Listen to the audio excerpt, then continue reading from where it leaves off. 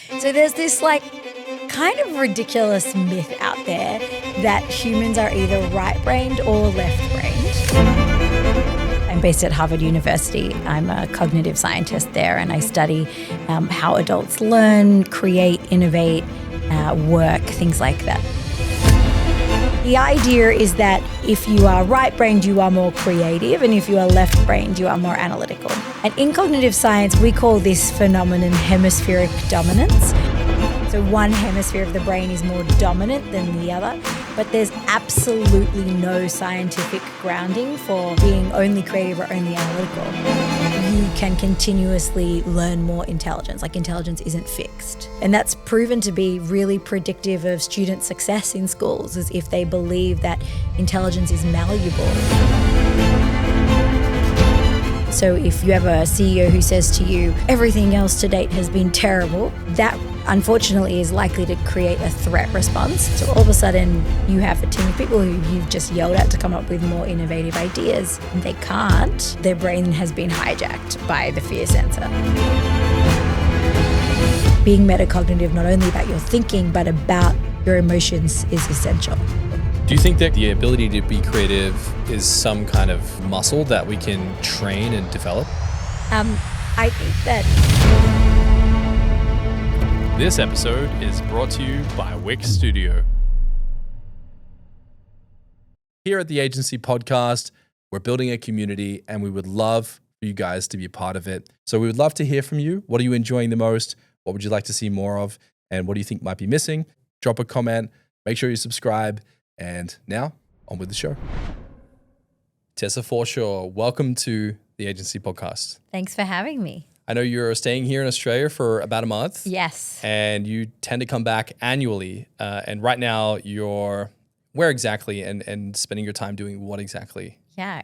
So I'm based in Cambridge, Massachusetts, so just across the river from Boston. But if I claimed I was from Boston, I would get in trouble from Bostonians, so I will say Cambridge. And I'm based at Harvard University. I'm a cognitive scientist there, and I study how adults learn, create, innovate, work, things like that. I'm super excited for today's episode. This is a topic that we've been looking for someone to deep dive with us, and I think cognitive science is something that I barely understand. And I understand that is almost deeply ingrained into kind of everything that we do in society, families, workplaces. I think this is a topic that a lot more people need to be, adept at. And I'm excited to deep dive and unpack this today. Something to open up with here is that we're told this narrative or this story that creativity is some kind of lightning bolt that's reserved for the special few. Why is that a myth in your eyes? And why are people so uncomfortable when you face them with that truth? Yeah. So it is really a myth. It's kind of fascinating, I think, how we have created this sort of idealized vision of what a creative or innovator looks like in society. In particular, I think that has a lot to do with movies and television shows. We've got Silicon Valley, the TV show, or the book about Steve Jobs, that famous Walter Isaacson one with the cover, and stories of Thomas Edison and Einstein and all of these sort of lone geniuses who had really unique special talents, and they went off by themselves and they came up with this light bulb moment creative thing, and then poof, the world is history. It was their oyster and it was magic. But actually underneath that's not really how any of those stories happened. In fact, one of my favorite examples of this is, have you ever heard the term mucking around? Yeah. Okay. Of course. So mucking around is also one of my favorite terms and favorite things to do. Would you say it's an Australianism or is it global? So I think it's a little bit more common in Australia than other places. I think just because we like a good term like that. But where it comes from is actually from Thomas Edison had a group of muckers. So the muckers, as he called them, were people who were helping come up with all of the different fibers that they were using to come up with the right threadings for the light bulbs, and testing things and creating things. And there were heaps of muckers. Wait, that was a thing? Yeah. I didn't know this. And so I think we forget that the collective, the group creativity is actually so important that we have this awesome term that we use in everyday life about it, mucking around, and yet for some reason we always attribute it just to the individual. I did not know that. So the mythology behind that phrase is actually something that's deep and inherently entrepreneurial. Yeah. What exactly would a mucker do? Was that someone whose job was to try to conduct electricity through anything and everything? I think the way you can think about it is like the maker of today. Like, I'm going in the studio and I'm just going to like throw this together and prototype something and see if it works. Or like, let's try this 10 different ways. So with the light bulb in particular, the story goes is they were having a lot of trouble with particularly the right fiber for the thread in the light bulb, if you can imagine what I'm talking about. And so the muckers would, rapidly iterate and try hundreds of different fibers again and again and again and again and again. And they would go out into the world and, get dirty in a park and find a new fiber and try them. I'm just trying to imagine a bunch of dudes in top hats saying, I'm mucking around, like, right? Like in an old movie. When you think about the concept around, Steve Jobs and Jeff Bezos and these people that are seen as like, I guess a common modern term might be they're the goats, right? Yeah. They're these people that are seen as people that live in their zone of genius that just happen to get back-to-back hits that compound and build these massive businesses. When you think about how we revere people in that position, what are we not seeing that is something that might be a pattern behind the scenes that you've identified in your research? So I think one aspect of it is, as I mentioned, the muckers. It's the collaborators that they're working with. In some cases, there's a very prominent second collaborator. In others, it's the entire teams and infrastructures that they've built around them. One of the second things I think is that the rapidness of the iteration.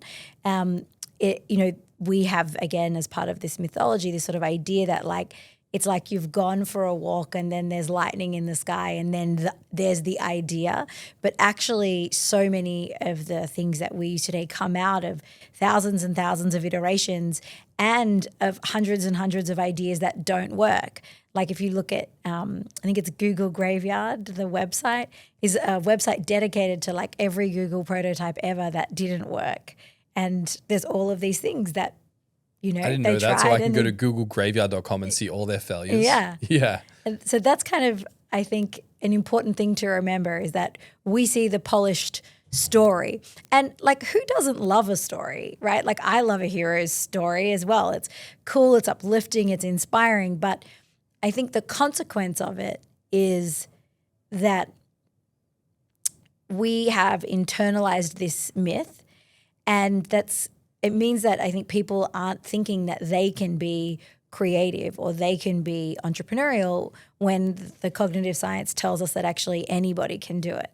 So when someone's listening to this now and they're thinking to themselves, I'm more logically minded, would you say that idea or that story that they're telling themselves is in actuality false? So yes, which is kind of might sound controversial. So let me brace yourselves. Yeah, let me explain. So there's this like kind of ridiculous myth out there that humans are either right-brained or left-brained, and the idea is that if you are right-brained, you are more creative, and if you are left-brained, you are more analytical. And in cognitive science, we call this phenomenon hemispheric dominance. And there is hemispheric dominance. Yeah, so one hemisphere of the brain is more dominant than the other, but there's absolutely no scientific grounding for like personality-based hemispheric dominance. So there is no science. In fact, there's lots of studies. The most recent and the biggest was out of the University of Utah that looked at thousands of MRIs and other EEGs and other sorts of tests, and they saw absolutely no relationship between like logical thinking in one side of the brain or creative thinking in one side of the brain, and no individual human showed dominance if they were neurotypical. They didn't have something that was an abnormality. So everyday people, there is just no such thing as being right-brained or left-brained or being only creative or only analytical.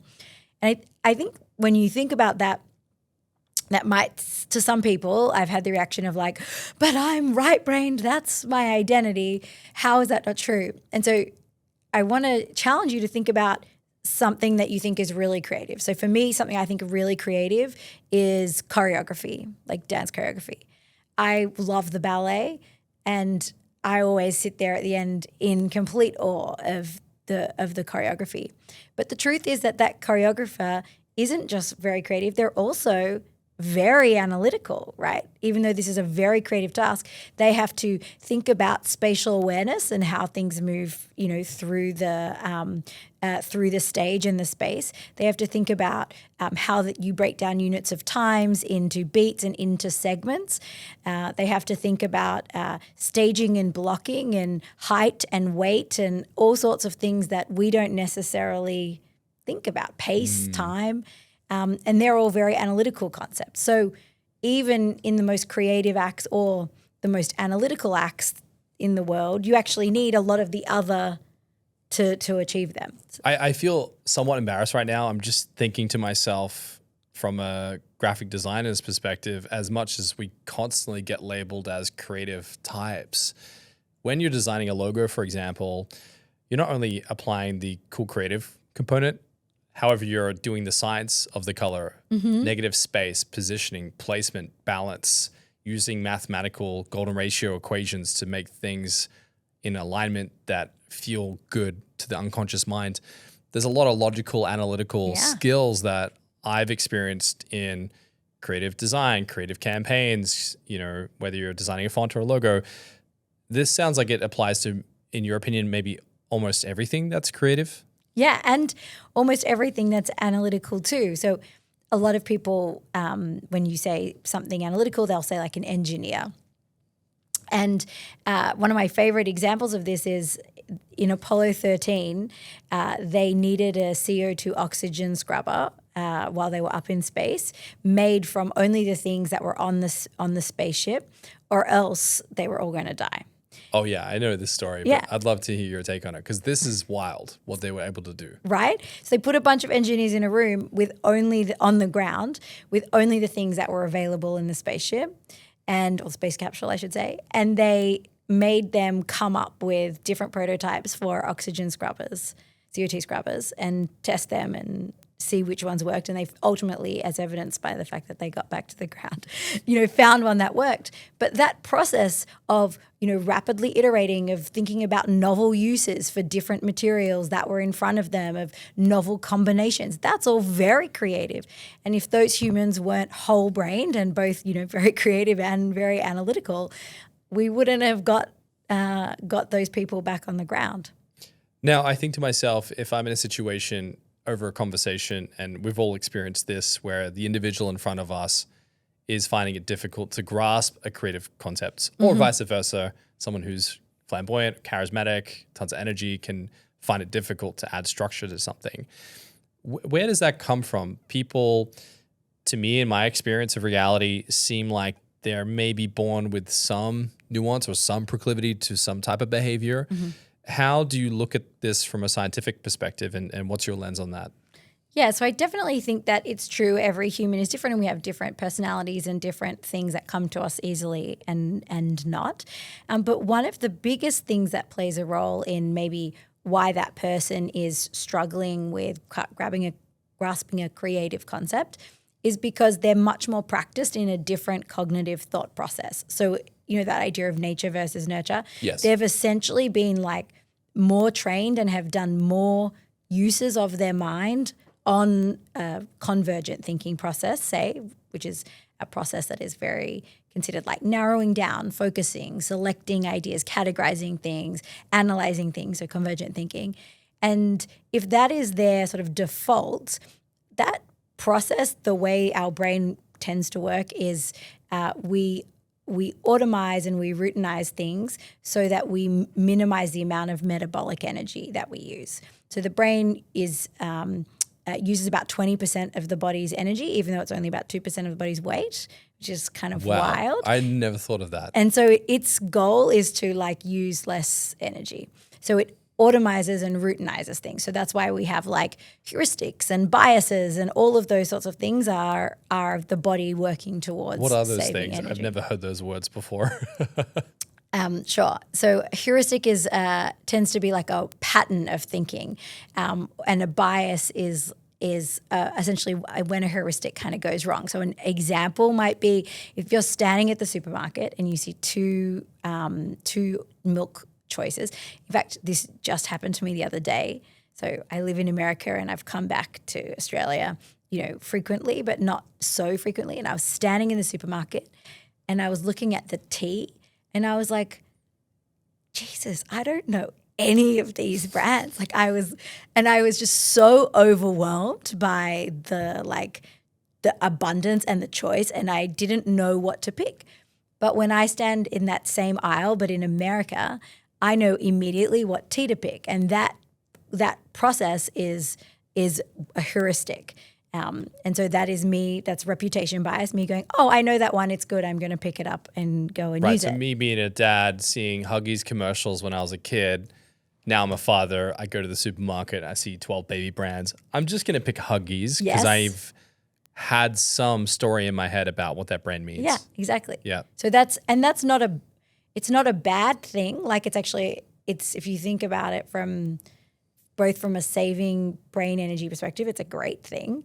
From an evolutionary perspective, going with things that you recognized when we were, wandering, nomadic humans wandering the world, going with something you recognized on the ground to eat because you know what that plant is and you know what it is and everything, that's probably a really good choice, right? You're not going to end up eating the poison mushroom. So that sort of fast recognition bias is really helpful. But sometimes in creativity, what we're talking about, those kinds of biases and heuristics can really sort of hold us back. If you want to grow your agency, you need more than just a website builder. You need Wix Studio, the all-in-one platform that's built to help you scale. Designed smarter in a hyper-flexible, responsive editor, cherry-picking whatever clients need from pre-built UI elements and templates. Deliver robust backends with built-in e-commerce solutions for every industry, letting self-maintaining infrastructure just run itself. Stop reinventing the wheel with every project and instead create a shareable design system with reusable assets, apps, and components. Clients growing too fast? No sweat. Wix Studio AI-powered CMS lets you turn a single layout into hundreds of additional dynamic pages. It's true, more clients no longer has to mean more chaos. Wix Studio gives you one centralized view of every project and makes real-time collaborations seamless. Do your agency's best work at scale. Build your next project on Wix Studio. When you think about nature versus nurture, I think about childhood. When we're raised and, my experience thinking about my children and thinking about when I was in kindergarten, when the teacher would ask, who in the class is creative? Pretty much every kid would probably put their hand up because they're like, I finger paint, I create stuff, I do things in Minecraft, what have you. But in your Stanford classrooms, almost nobody inherently thinks they're a natural creative. If we're looking at the science of that, is this by conditioning that we feel this way? What exactly is taking place? Yeah, it's really something when you stand in classrooms at places like Stanford and Harvard, in design schools and innovation centers, where students have opted in to be in those spaces. Like they're opting in to be in a creative space at an elite institution. And then at the beginning of class, you say, hey, hands up if you think you're creative. And, very few of them can vary, 10%, maybe 20%, put their hands up. And yet, to your exact point, in my own daughter, she's 5, in her kindergarten classroom, just in October when I did a visit, I asked this question and it was like both hands are in the air, like from all these kids. Like it wasn't one hand. It was I'm super creative. Yeah. Did you see what I made this morning? Bursting to tell you. So that's a shift. And it's a shift that I've seen in boardrooms as well, like working with, companies like Airbnb or Coca-Cola or McDonald's or the World Bank or like any of these organizations. I see that happen too, and in these classrooms at universities. And so a key reason for that is that when we go through that sort of 6th grade, so what is that, like 11, 12, that sort of transition into that like prepubescent, pre-adolescent cognitive changes, we start to care a lot more about what other people think about us. And through that process, we start to, again, there's good cognitive reasons for this. We take less risks.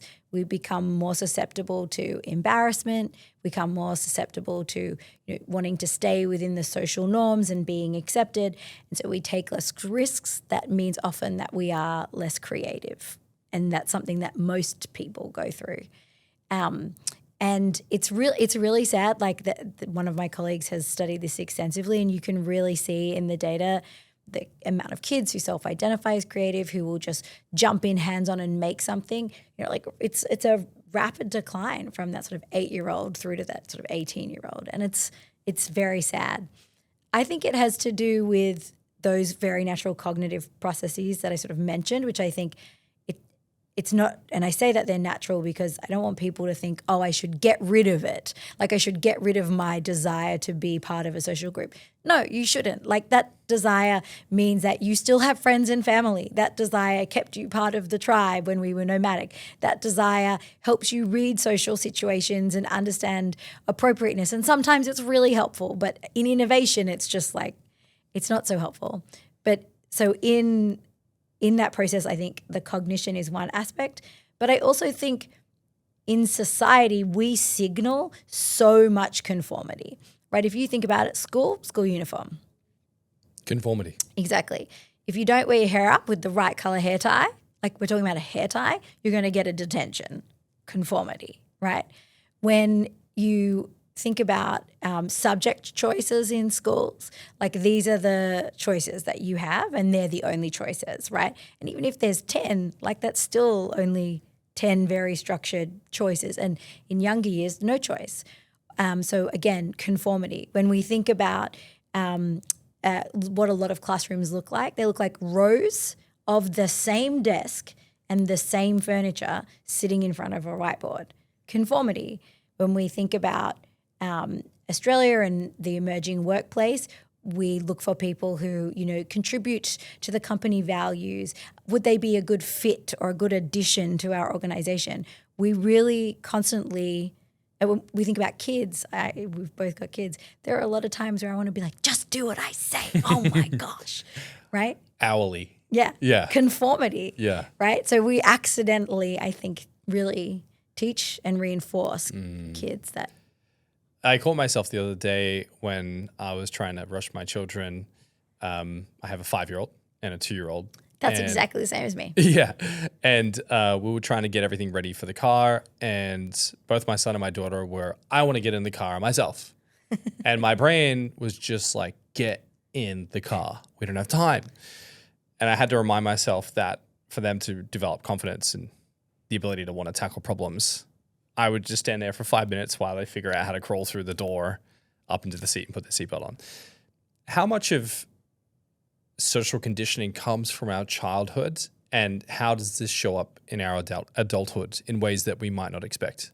Yeah. I mean, it's a great question. And by God, I wish I had the full-on answer to that. I would be very happy. I think that you have overt social conditioning, so big things that can happen to you, but these smaller routines and practices in your everyday life. And they actually play a really big outsized impact on who we become as adults. So the fact that you noticed that with your kids, like, hang on, the gift I can give them right now is space to practice independence. And even though it's driving me crazy, I'm going to like step back and let it happen. That as a routine is going to be incredibly impactful. If that's not a trip to Hawaii, that's not a really fancy, private school soccer lesson camp. That's not, that's literally a tiny little thing that you're doing consistently, a small routine, and those have really big impacts on who we become. I think in creativity, those routines also are the thing that starts to shift for kids. Like, am I allowed to have different ideas? Am I allowed to try stuff by myself? Am I allowed to not conform? Am I allowed to if they can't do it with us, who can, like as parents, who can they start to do that with? Do you think that creative and the ability to be creative is some kind of, in your words, cognitive muscle that we can retain and train and develop? Yeah, so I really do. And fortunately for me, the scientific literature is in agreement with that. So I think about creativity. I mean, it includes a lot of things, but 3 cognitive processes that I think are really helpful for folks to understand. So the first one is about the ability to come up with wild ideas, the ability to think broadly, expansively, novelty. I think that this is often considered like the hero of creativity, but so we call that divergent thinking. So you're diverging from something, you're going expansive. The second process is actually what we talked about before as being analytical, which is convergent thinking. So that's the ability to go, oh, we've come up with 35,000 ideas. How do we cluster them? How do we test them? What should we look at? How do I make sense of them or organize them? So convergent thinking is an essential process too. And the third is executive function. And I think that's often the sort of unsung hero of creativity. That's the ability to set timelines, to follow through on tasks, to to actually execute on what your idea is and what you're planning to do. So the way to think about that is to imagine, if you will, aerodynamics. So in aerodynamics, we have this idea of an airplane that needs to get in the air, and they do that through lift, right? The way an airplane is designed, lift. So divergent thinking is lift in this example. It gets you up into the sky, it gets you off the ground, and you're high up there and you're soaring. And then to come back to the ground to land the airplane, you need convergent thinking, right? And as you converge, you start to become more concrete. Close to the ground, you can see that a tree is a tree and a house is a house, and it becomes sharper and more focused. So you converge. But if you only have, convergent and divergent, or lift and gravity in this situation, you're going up into the sky and you're coming down, but you're not going anywhere, right? So you need thrust, which is what I would say is executive function, the thing that pushes you forward, makes you execute, makes you move forward. And then in this analogy, what we were talking about earlier around the mythology of creativity, that some people are, think they're right-brained or left-brained, that it's socialized out of us. That is all something that I term innovation hesitation.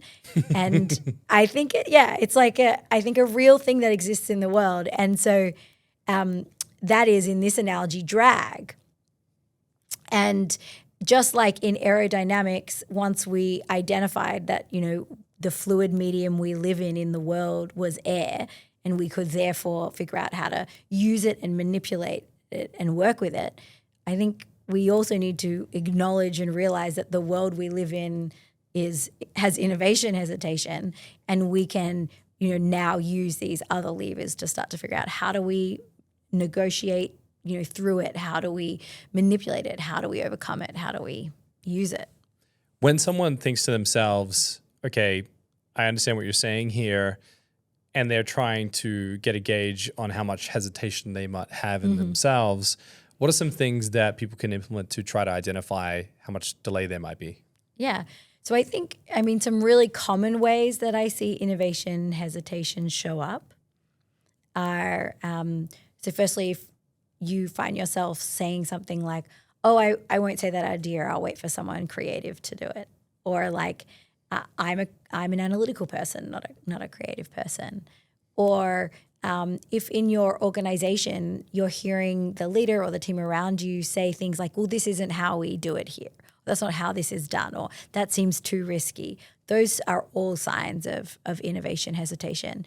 I think another sign in the Australian context is with the Productivity Commission. Something that I'm struggling with is, if you read their main report, it talks all about, how the outcome of us being productive is just magically going to be innovation. But it doesn't actually talk about the fact that we get innovation by having human beings innovate.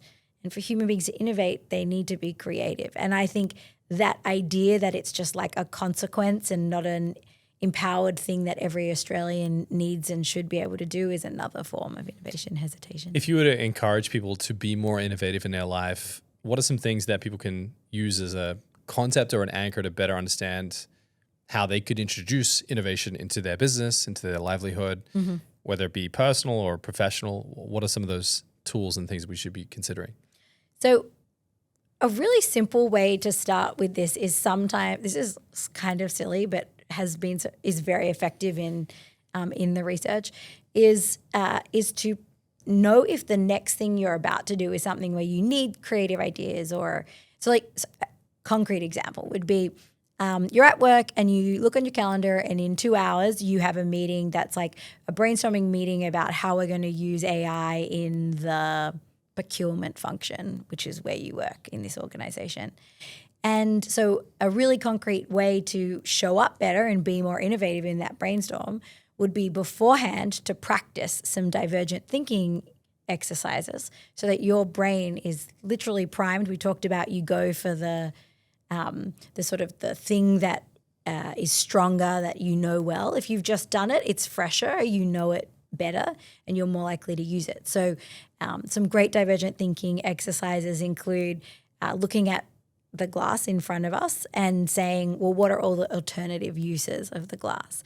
And just coming up with, okay, that glass, so it's a glass, it can hold water. It could also be a vase, could hold flowers. If I turn it upside down, I could cut scones with it, right? You know, like the Country Women's Association.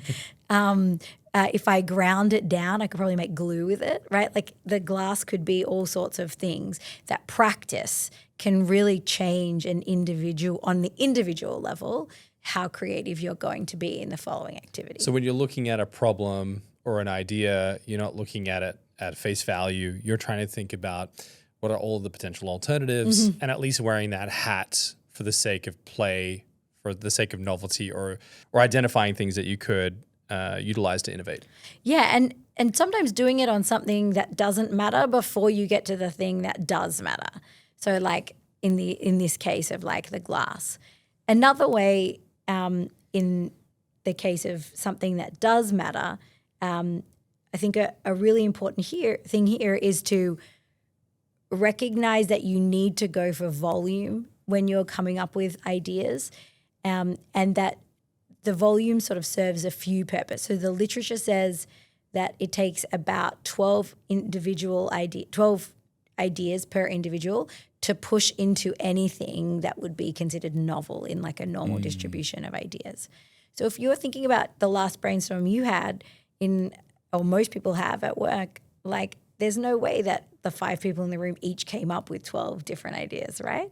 So you're not getting anywhere near what we actually need to start being able to come up with ideas that are different. And the science behind that is that when you say a term or someone says something, so like again, let's use glass in this case, glass, your brain reaches into its archival memory and brings forward everything you know about glass and all of the associations that you have about a thing that is a glass. So when you come up with the brainstorm, the first few things that you come up with are going to be things that are generally kind of obvious because they were easy retrieval. They were things that were already attached to the word glass in your working memory or in your archival memory into your working memory.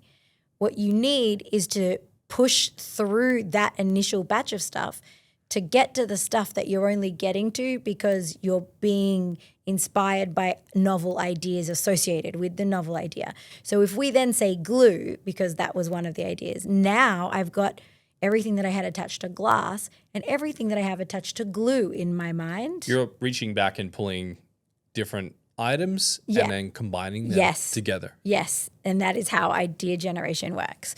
And so the more novel things that you can be, or they call it semantic distance. So the further away different concepts are in your brain, and then you bring together, the more likely the novelty of the idea. We often do this in brand strategy workshops where people get a little too fixated on their industry. Let's take a financial advisor who wants to come up with a cool, innovative brand. But they spend most of their time in their space. So they're in that financial advisor bubble and they look around at their competitors and they go, well, we're all kind of doing the same thing. If I do anything else that's outside the box, that's kind of scary. We tend to look outward? Like what's another lateral industry or even completely opposite industry that we could look at to get an understanding of how we might be able to take ingredients from something else and add it to this? How can someone practice that in theory if they're ideating a way to innovate a product or a service? Are there techniques or hacks you can use to try to combine different ways of thinking? Yeah, for sure. So one way is to just have several people involved in the brainstorm from different departments. So when I worked at IDEO, it would often be considered an honor for someone to say to you, will you come join my brainstorm? And people would pull from all the different teams everywhere across the organization, not just the team working on the project. And the reason that they're doing that is because that what is associated for me with the word glass is also different to what is associated for you with the word glass and different for the next person and the next person. And so when we then bring forward all of our associations that are obvious to us, some of those will be non-obvious to other people and will then cause them to cue forward a different set of ideas. So increasing the diversity of types of backgrounds and thinking or departments in your brainstorm is one really easy way to do this. We had a guest on the podcast about a year ago, Chris Doe, and he said that people have baggage attached to words. So if I were to say to you, oh, I hate marketing, and then the person across from me works in marketing and they think to themselves, I love marketing, they both have different baggage attached. And just by reaching into different departments, collabing people together with a common mission, they can mishmash or muck around their ideas to figure out a new way of innovating. Yeah, exactly. Now, question around innovation.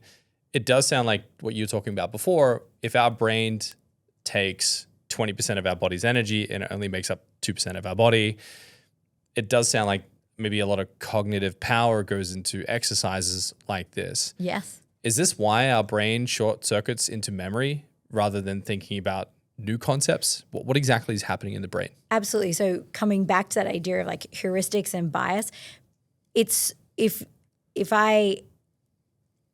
serves us well most of the time to look at a glass and be like, oh, it holds water, right? Like that shortcut, that heuristic is helpful. Or like I've been hearing this a lot lately with AI in organizations, this idea that everyone is having the same brainstorm and they're coming up with the same ideas and nothing sort of new is happening. And that makes sense because they're all defaulting to some of these heuristics. Availability bias, the thing that you saw the most recently in that, HBR article that everyone else also saw, like that is the thing that you're looking at. Anchoring bias, which is the tendency to anchor to the first thing that you heard and try to draw that through. Design fixation is the tendency to have an idea and then like fixate on it and try to morph everything else into the idea that you already had because you already sunk energy and load into that idea. And there's more than 50 very strongly researched cognitive biases, but about 200 that are accepted. So there's 200 ways that our brains work against us being super creative and innovative. And so part of the thing that people need to realize is that it's okay that it's tricky. It's okay that that doesn't feel helpful. It's okay that you need chocolate at the beginning and end of your brainstorm. Like you are kind of fighting against going to the gym and building muscle. Like it's not going to be the easiest thing in the world that you do that day if you actually want to build the muscle, right? Like you're going to have resistance and new weight and conditioning and all of those things. And creativity too requires effort. My colleague often says it's not hard, but it's hard work. Okay, now with the human brain, how is our brain working against us most of the time? Are there common things that you could point at that would help us understand what they might be? Confirmation bias is a really common one. So that is that we have a preference to notice things that confirm our idea. So if you're going to say do a user interview, and you have a perspective on what the best new feature should be for the product that you're developing, you are more likely to notice, wait, and ask questions about things that relate to that. That is your brain working how it's supposed to work. Another really good example of this is the bandwagon effect. So I loved when I say that, I always get a vision of like a bandwagon. But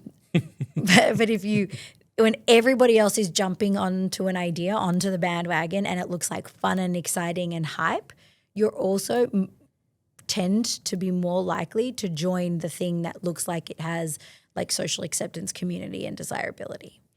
And so that is, again, your brain working how it's supposed to. But in the case of creativity and innovation, both of those things aren't helpful. Status quo bias is, I think, another really important one. As humans, we have a natural tendency to preference the status quo over everything else. And the status quo being everything was as it was yesterday. Yes. So what we see a lot of, again, in the example of AI right now, is people, instead of thinking what entirely blowing it up and being like, what could this be? They will say, how will we improve X process that we already have with AI? So that is an example of status quo bias. We're improving the process that we already have, so it's kind of exactly the same as it already was, but AI is doing it. So you're focusing on optimization of what exists versus creating an alternative. Exactly. And even letting yourself imagine an alternative. And so that is again, if you think about that from an evolutionary perspective, if you are, again, a wandering nomadic tribe and you know that the place that you're in has water and food sources and, community and really good sight lines and not many. Leave? Yeah. Why leave? That's a really good choice. So your brain is screaming at you, stay here. We need this energy. Why risk it? Exactly. So that, again, useful, not in innovation. How would you separate the concept of creativity and innovation? I love that question. They seem so interconnected. I imagine you see them differently. I see them as really interconnected. So when I talk about creativity, I'm typically talking about creative problem solving, of which I think the product is, or the goal is, usually innovation. I think about it as really related to design thinking, human-centered design. All of those in my mind would be creative problem solving methods. And then creativity to me is an act that we use in creative problem solving. Okay. But it's an act that it's a cognitive act that you can use in other endeavors too. Do you have an example of how we might be able to see them together but see them separately? Yeah, sure. So I think often we think when we say creativity, people will think about artists, for an example. So in that example, somebody who is painting a novel painting where they're coming up with something and they're creating it, that would be, to me, be creative. They're being divergent. They're coming up with a concept. They're putting it together. But if they're just painting a bowl of fruit that's right in front of them to be exactly as it is, I would say that's artistic, but not necessarily creative.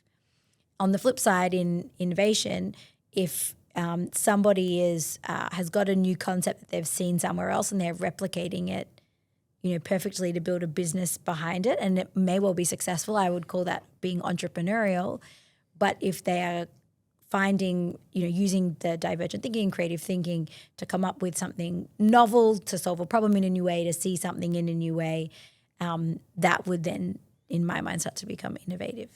I had someone explain it a while ago, and they were telling me that let's take ice as a concept, and that how did we as humans used to get ice? We had to go up a mountain, find a frozen lake, cut a giant cube out, drag it down the mountain with donkeys, chop it up, and hand it out.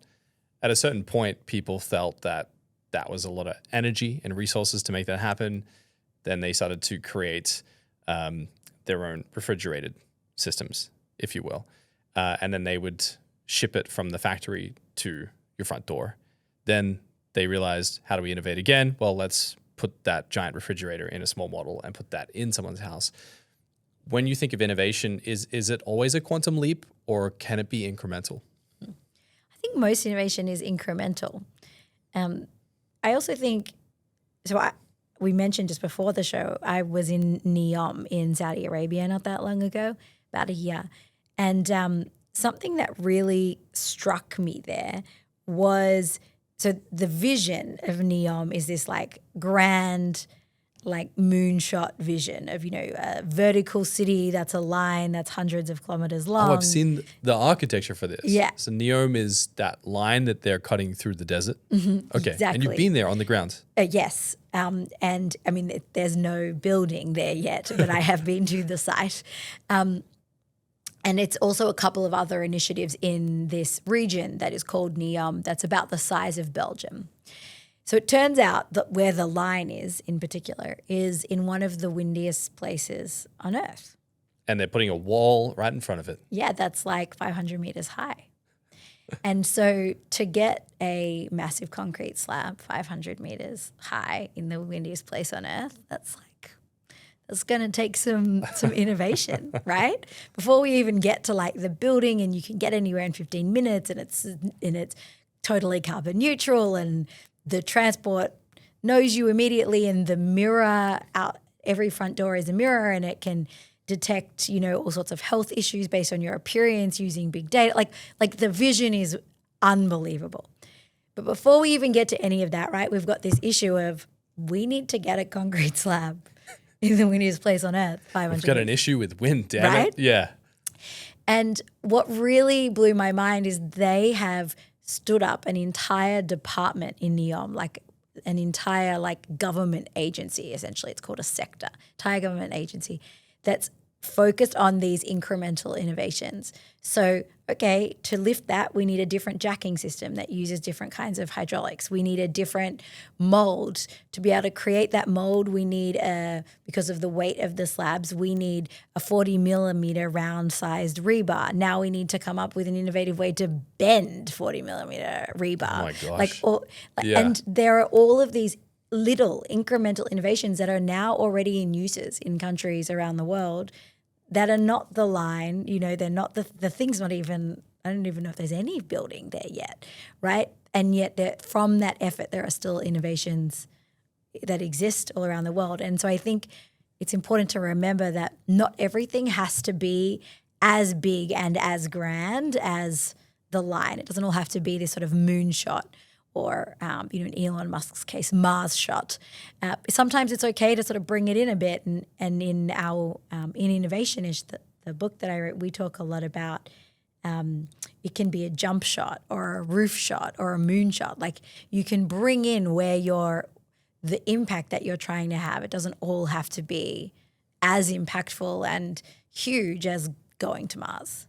It does feel like we're in a moment in time in society where it feels like if you're not reaching for the moon, you're not doing a good job. When you're trying to implement incremental innovation into a business, are there some pillars or some frameworks or just some common tropes that can help people identify how they should consistently apply innovation? Yeah.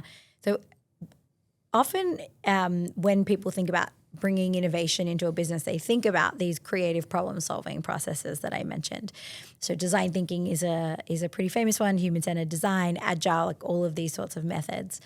And as I was teaching creativity and innovation with my co-teacher, who's also my co-author, something we would often get asked is, oh, what about this process? Or what about this process? Or what about this process? And so eventually we decided to go and analyze all of the different processes we could find. And there were about 80 sort of really good ones, meaning like a company was putting it out there and it was their IP and they were sort of fully behind it, or it was an academic paper, or it was an institution like a government agency or a nonprofit that was focused on interaction design improvement, or those kind of organizations. So we analyzed the 80 of these, and what we realized as we were sort of going through that process was that actually the exact steps and the names of the steps and the exact phases and the order was all kind of noise. But instead, what they were all trying to do was have people enact certain mindsets. So all of them were saying, hey, like to be innovative, you need to like go out into the real world and interact with people and see real problems and stuff that's going on. And they were saying, hey, you need to have a mindset of being generative and coming up with lots of ideas. Is this to different people? Like your hat is to go do that. whereas this other person's hat is to do the other thing? Sometimes. But I think in the case of these processes, the way that they were sort of presenting them to the world was, or has typically been, you have to do this specific sequence of steps in this very specific order, and at the end of it, you'll get a unicorn if you do it perfectly. But it never works like that, and as a result, we get all these, articles in newspapers, in industry magazines that will have headlines like "Design thinking is dead," and then you read it and you're like, "Well, yeah, of course that didn't work, right? You just followed somebody else's journey that they wrote down step by step in a completely different context with completely different skills on a completely different problem. Like, what did you expect?" So we sort of decided to think about what are all of the mindsets, mindset meaning the cognitive frameworks by which you see the world. And I can talk a little bit more about mindsets in a tick. But we decided to look at all of those, and then I sort of identify them and name them, and came up with a perspective that was essentially along the lines of these 80 processes which worked for people somewhere once, clearly well enough that they decided to monetize them, have value in them, and what they're all trying to tell you is that these are the essential mindsets that you need to be familiar with to start getting good at innovation in your organization. I might pull from something I'm familiar with. There's a book by Edward de Bono called Six Hat Thinking. I love that book. Oh, you've read the book? Yeah, Fantastic. I love it. In the book, he talks about 6 different colored hats, and you might know these better than me when it comes to the literature, but from memory, one of the hats is the black hat, which is basically be negative. So if you're looking at a problem, what are the risks, the dangers, the things that could go wrong? And he teaches, okay, now take that hat off and put on your emotional hat. What are the feelings? What are your hunches? What are your instincts? And then you think from that perspective or that lens. Then you might take the red hat off and put the yellow hat on, which is optimism. Let's be optimistic. Let's think best case scenario, what have you. Another hat I can remember is the white hat, which is what are the facts, the data, the insights. Yeah. When you think about swapping hats and changing your lens when you're looking at a problem, what does that allow someone to gain when they're trying to build a business? So I think de Bono didn't know that he was talking about mindsets, but I'm just going to go with that. I think he was talking about mindsets. Yeah, take us down the rabbit hole. Let's go. So as I mentioned, mindset, cognitive framework by which you see the world. So the best way I think you can sort of internalize this is if you and if in America, I know it's here now too, like that big store Costco. Yes, right? Love Costco. Yeah. So my husband and I have really different opinions about Costco. And as a result, when we enter the store, we have really different mindsets. So my mindset with Costco is like, I need to get out of here in 18 and a half minutes. I'm going to go as fast as I can. I know exactly what I want. I don't want to spend a second in here longer. So that mindset, which I know has a stupid name because mindsets can really be anything, that mindset, though, shapes what I pay attention to in the store. I don't pay attention to things that aren't relevant to my goal. It chooses what I perceive, what I notice. It informs what decisions I make. And so my entire experience of Costco is completely and utterly shaped by my mindset, and my outcome is shaped by my mindset. For my husband, his ideal Costco mindset is very much I'm going to spend all afternoon here and try every sample. And occasionally he'll walk out with a 2-liter bottle of, Bombay Sapphire gin because it was $30. And that was not on the list. And that's fine, but it's a different mindset. It's shaping his experience of the store really, really differently. Okay. So it's interesting, I think, to recognize this because most people think memory or how we perceive something is objective, like a objective video recording, that's fact. But if you and I watch the same event and we have different mindsets while we watch that event, we might actually recall an entirely different narrative of what happened, which is quite something. So mindsets are very, very powerful. In fact, at Stanford, there's been amazing research done on the role of mindsets in weight loss and in chronic disease management. And in some instances, they've found that mindset interventions are more effective than drug-based interventions for weight loss and can be as effective as some drug-based interventions for chronic disease management. What do you mean? So having people engage in an intervention that is designed to shape and change their mindset about the thing that they're doing, about their weight loss experience, can result in more weight lost at the end of the trial than if they were given this other drug or special managed diet. Okay, so if the mindset is going into it, oh, I have to go to the gym, a different mindset with the same Costco experience is I get to. Yeah. Or it could be the mindset could be, each small choice that I make throughout the day matters. Compounding the little moments. Yeah.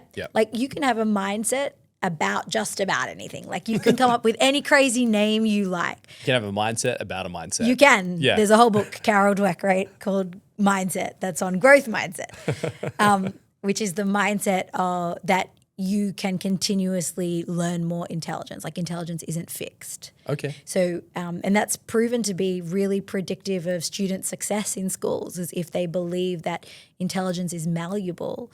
If you think about that, if you're a kid in a school and you think you were just born as intelligent you are and there's nothing you can do about it, that's really going to give you a completely different experience. It's going to change how you interact with school. It's going to change how you study. It's going to change who you talk to, what friends you have, how you behave. Whereas if you go into school thinking that everybody can be smart and everything can be learnt and I can do hard things, I just have to keep practicing because intelligence is malleable, that's going to totally change how you experience school, right? So mindsets are so powerful. So coming back to innovation, I think businesses, coming up with a couple of mindsets, the 6 we have in the book are just 6 funny named ones, like you don't have to use them, but coming up with 6 that or a set that makes sense for your organization, and then making sure that when you are doing stuff as a team, you all have the same mindset at the moments you need to. So in the case of Costco, if I go to Costco with my husband and we have different mindsets, that results in us arguing, right? We disagree. We want different things. We notice different things.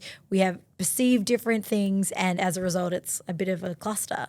Whereas if we both align on, okay, Tess, today is a weekend day. The kids are, at soccer.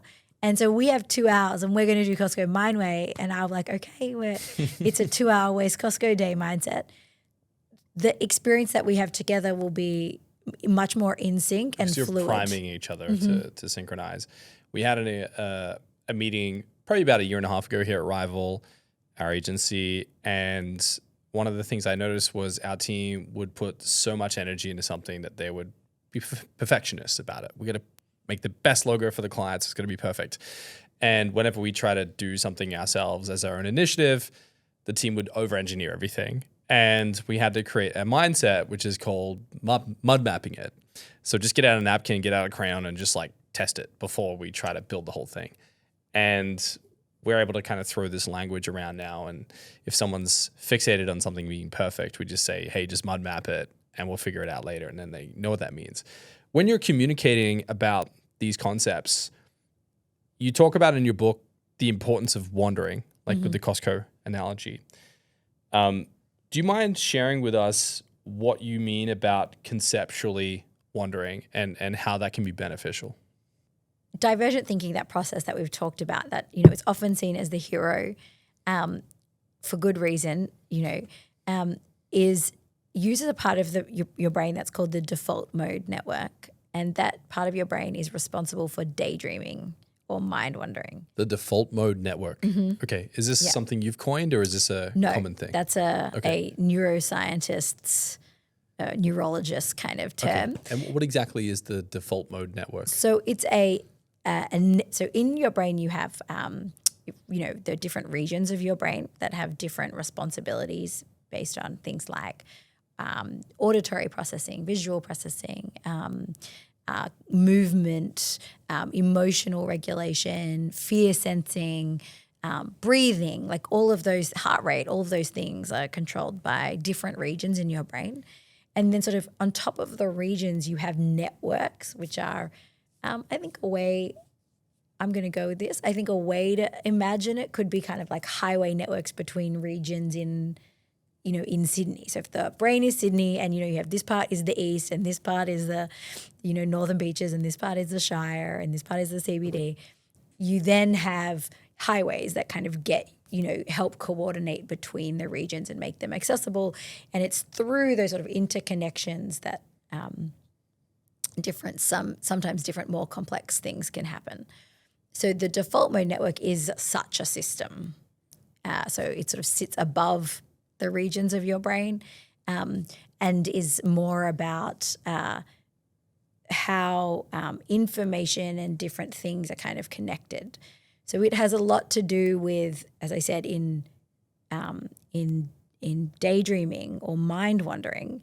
When you have ever noticed those moments, like you're sitting on the train, your phone's died, and you just kind of looking out the window and you start like thinking about all of the different things that this could be related to, and then that makes you think about that thing that you had yesterday for dinner, and then that makes you think about the talk that you saw, and then how this is related to that. Like, so that kind of process. What you're doing is traveling. It's one of the only ways that you can kind of travel some of these neural networks between the different ideas and thoughts and things that you have in your archival memory. And it's how you can, by traveling different routes, you bring different things into the working memory that you're sort of using and thinking and actively doing. And so you then can go and get more bits of information and connect them and make sense of them. So you're not fully daydreaming, but you're,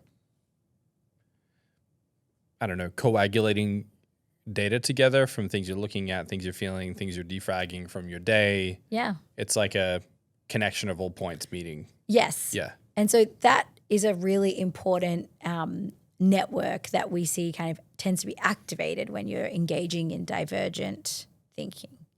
So when you're engaging in creativity, you really tend to be. And how is that important for us when we're trying to innovate and we're trying to incrementally improve ourselves and our companies? Yeah. So what we want to do is do things as an organization that foster the default mode network being active. So things that don't foster us, engaging in divergent thinking and the default mode network are things like immense threat. So if you are at a company that has you have a CEO who says to you, I need you to come up with the most innovative idea about how we can use AI tomorrow. Everything else to date has been terrible. Even though that CEO may feel that, and that might be true, that unfortunately is likely to create a threat response in the person. Their amygdala, an almond-shaped part of their brain, is likely to trigger and start to be like, oh, I sense fear, I sense threat, even if they want it to or not. Like that happens to all of us. In fact, that is what's happening to your little kid when they have a tantrum, is their amygdala is hijacking. So that's going to start to sort of sense. And then, unfortunately, when your amygdala starts to hijack your cognitive systems, the default mode network doesn't get the attention that it needs to operate. So all of a sudden, you have a team of people who you've just yelled at to come up with more innovative ideas, and they can't because their brain has been hijacked by the fear sensor. And so these are there's some real cognitive kind of principles at play that are really important for people who are leading innovation teams to recognize, because if they don't, it's like saying to your soil, I'm really mad that you didn't grow carrots. You were too dehydrated, and then watering them for 2 hours straight, the soil's going to be soggy and the carrots aren't going to grow. Like, you can kind of shoot yourself in the foot, if that makes sense. That really makes sense, because if you add a time constraint to something and you're sparking their amygdala to feel fearful of, okay, if I don't solve this problem, what does that mean for me? Then they're putting energy into that as a resource versus actually solving a problem. How can founders or leaders better position themselves to not create that environment for their team? Yeah. I mean, I think about that as a parent, how can I not do that to my child? And I think, unfortunately, it's the same. So one of those things is being really recognizing the power differential and the impact of what you potentially could say on a person, and therefore the timing of which you say it. What do you mean by power differential? So in the case of what I was just saying, like a parent to a child or a CEO. There's a power dynamic. Yeah, there's a power dynamic. Okay. And so if you say, like what we, I need this, the ideas have been terrible and I need a brand new one by Tuesday, like you're not going to ignite the cognitive processes in that person that you need.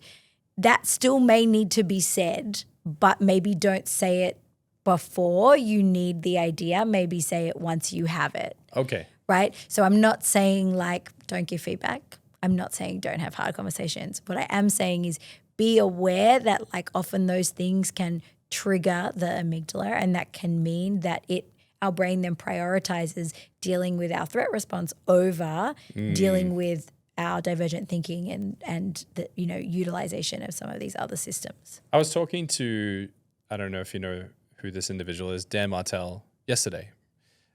He runs multiple SaaS companies and is quite successful in his own right. And him and I were having this conversation around team dynamics. And he was saying to me, hey, it's really important to let your team win and to have an objective and a goal or like a significant positive outcome.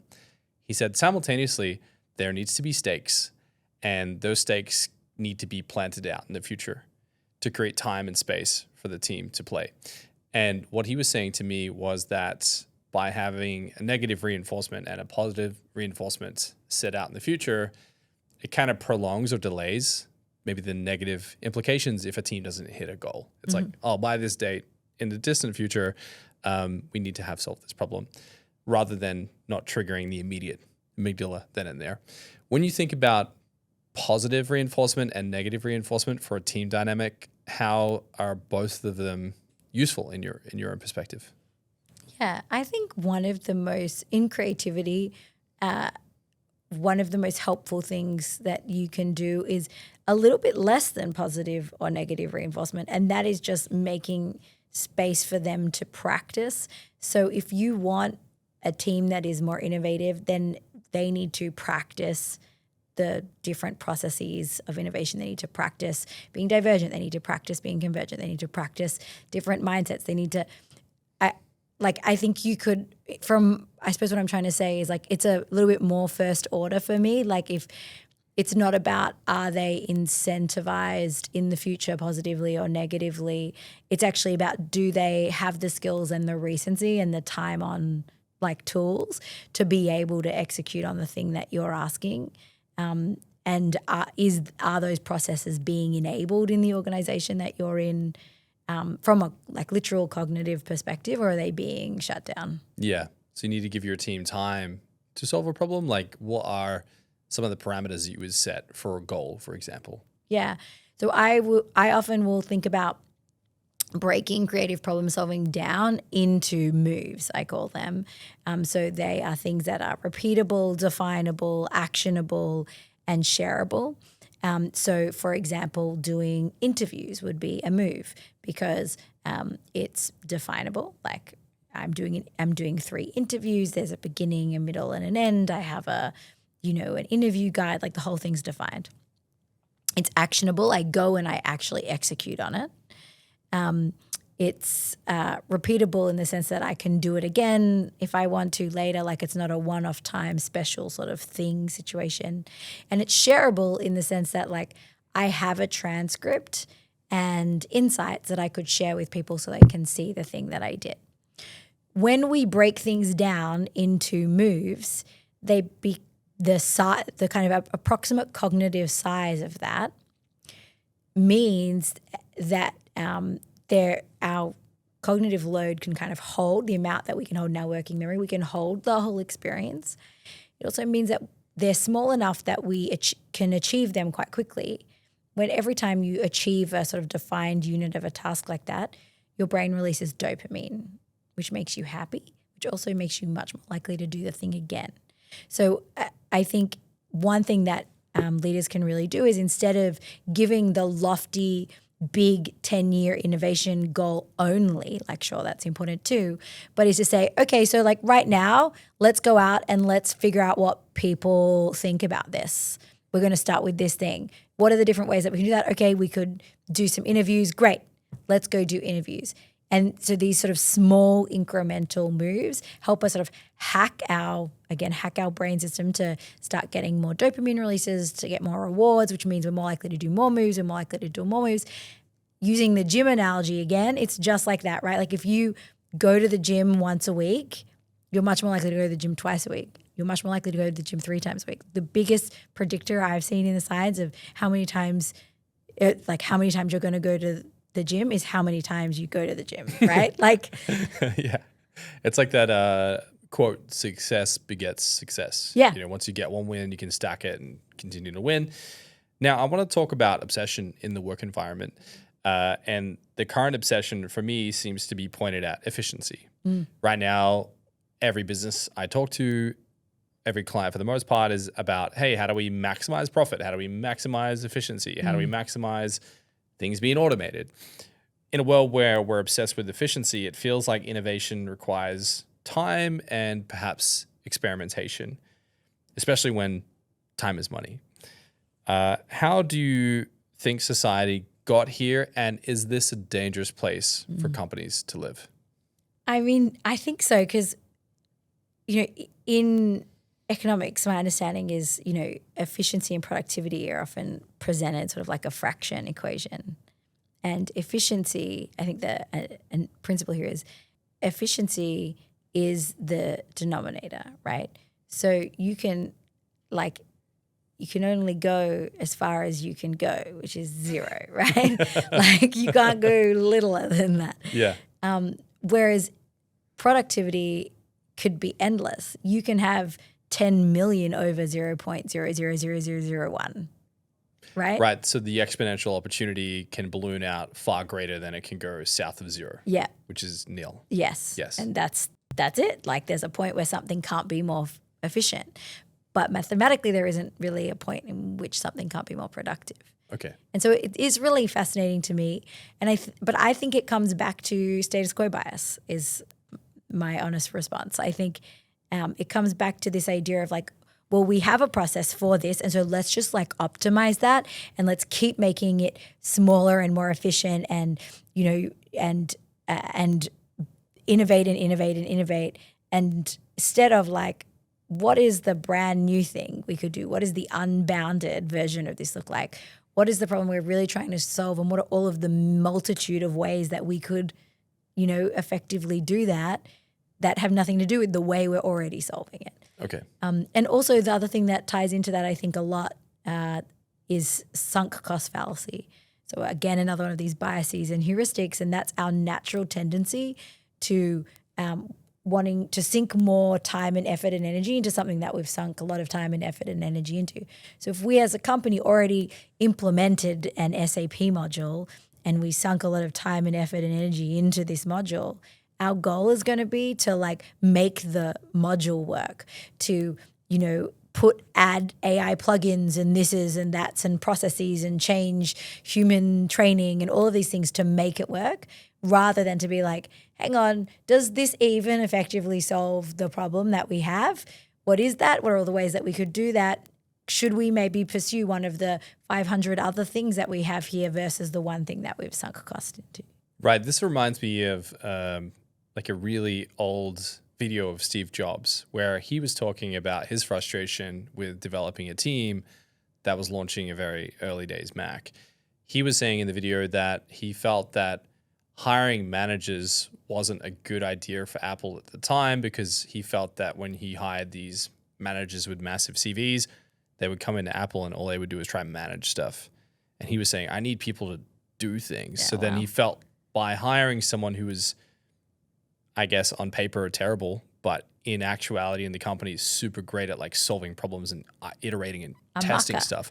A mucker, he was like, that's so much more valuable to our company than trying to bring these titles in. When you think about entrepreneurs and how they pieced their teams together, What should they fixate on if it's not job titles? I'm going to steal from Tim Brown at IDEO. He had a sort of famous diagram that he would draw about T-shaped people. So the idea is that you have people who have both a lot of breadth, that's like the top of the T, but they also have depth in something. Ooh, and okay. his in something was kind of like, doesn't really matter what the depth is too much. But you want to have a depth in something. And I think that's shown up to be really true in my own work, in the teams that I've worked on where we've won, Fortune Fast Company Design Awards or Core 77 Design Awards. There's been like marine biologists on the team who also like have some design experience, right? There's been cognitive scientists. There's been improvisers, like professional do musical improvisation of Stephen Sondheim musical like experts, right? Like They have really random, deep things that they're great at. Yeah. But they have a wide vernacular of other skills. Yes. Yeah. And so I think what the deep T kind of shows, and again, this is Tim Brown's, not mine, but what it sort of seems to show is this idea that a person can develop deep expertise. They have like the tenacity and they have a growth mindset, like and they their have mind can hold depth. Yeah, and they have a practice at it and they want to do it. So you're looking for someone who's like found they're a squirrel, they've found the nut and they've like gone the whole way with the thread, like it's too far. They've nerded out too far. But that they have the ability to bring all of that depth back up to the T line and sort of apply, analogies or insights. Okay, like morph it and go down another rabbit hole with it. With the person next to them who's completely got a different thing. So yeah, that's sort of the premise. And that's built on this notion in cognitive science, we call it edge effect. Edge effect. Mm-hmm. Okay. And it's when you get two really different disciplines together and you find these, like, if you imagine a Venn diagram, that like little bit of overlap on the edges where they have something that overlaps, that is like where creative design magic happens in the world. I've seen this in our team. When we interview people, we tend to look for an obsession. Yeah. Yeah. That they're like totally nerded out on. Yeah. And then it gives us confidence that if we hire them, they could probably apply that level of depth to like the thing that they need to learn. Exactly. Okay. Yeah. So you've got it. You didn't ask me. How does that tend to rub off on a team, do you think? Like what type of friction or energy or opportunity does that tend to create from your experience? Sometimes it can create so much creative friction. And I think that's another thing that is really important for leaders to take away from this conversation, is that friction in the context of creative problem solving is a brilliant thing. It can be hard. Remember, it's not hard, it's hard work. It can be hard work to sit through friction. It can be really uncomfortable to be like in such vehement disagreement with someone else on your team. And that is going to happen if you bring together people from all of those different disciplines and you really want to start thinking differently and more connections in people's brain to bring forward more novel ideas, and you just like, that's just going to be a natural byproduct. One thing about creative friction that I think is really important is to know that a key way through it, according to the literature that I've seen, is to make things, or is to prototype, to make things very concrete. So you said, was it mudded out? Mud mapping. Yeah. So that to me is an example of that, like prototype it. So instead of, if you have a lot of creative friction in a team, instead of all of us sitting here talking and having this conversation and we're all going nowhere and we disagree and we're holding the disagreement and the angst of the disagreement, a strategy that can be really helpful is go away, quickly build what you mean. Quickly mud map it. Quickly, if you're trying to tell a story, write a storyboard of the experience that you think that's creating. Like disperse them into prototyping. Through that effort, often what people realize is that you were talking about a four-sided shape. I was talking about a four-sided shape. They were talking about a four-sided shape. But for you, it's a square. For me, it's a rectangle. For them, it's a rhombus. So we're actually not talking about the same thing. And that is usually what is happening in really creative sort of disagreement. And so by making things concrete for each other, we can start to see their ideas come to life. They're going to help us make sense of what the thing is that's being put concretely in front of us. It's going to trigger different things forward from our archival memory into working memory. We're going to have opinions and perspectives, and we also start to make the conversation about an object, a real concrete, thing, rather than about people and people's ideas. So you're trying to get out of a fuzzy idea in someone's mind and into something that we can all kind of mentally grab. Yeah. Yeah. And then when that moment happens, that's when teams rally together and then get to work. It tends to be a really effective way to make the kind of downside of very diverse teams, which can be creative conflict. It tends to be a way to move through that much more productively and effectively. And often when you move through it more productively and effectively, you're getting closer and faster to this edge effect. If you're leading your team and you're looking to inspire constant creative flow and innovation and helping them or facilitate them thinking in a much broader sense, how can you facilitate this? How could you foster that kind of energy in a team? Yeah. So I think one of my favorite components of innovation that is often overlooked and not really, quite honestly, not really talked about at all is the cognitive practice of metacognition. So Metacognition. Meta, like above, self-referential, so kind of, think that. And then cognition being how we think, feel, and act. So metacognition then is sort of like the thinking about how we think, feel, and act. So you're talking about more self-awareness? Yeah, that's definitely a component of metacognition. So a great example of it in a study that I did last year, gosh, time flies, last year, I was looking at consultants who work in innovation organizations and looking at what their sort of practices were about how they innovate. And in particular, something I noticed was that they were often very metacognitive in the flow of their work. So an example of that was this particular study.